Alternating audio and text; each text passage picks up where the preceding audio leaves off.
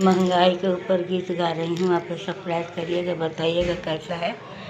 Nuno भी महंगा, तेलो भी महंगा, नूनो भी महंगा, तेलो भी महंगा, मथवा हमर पगलाइल बा, मथवा हमर पगलाइल बा।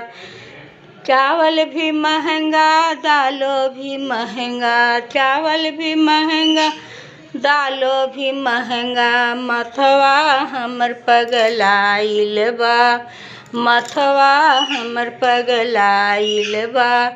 चूल्ही पर खाना बनावे रनिया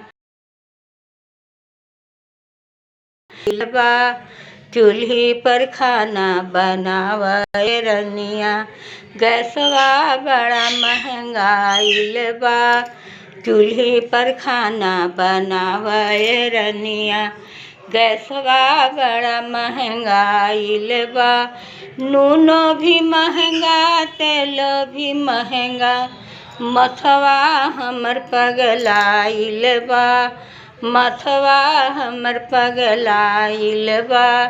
चूल्ही पर खाना बनावे रनिया, गैसवा बड़ा महंगाइल बा, चूल्ही पर खाना बनावे रनिया।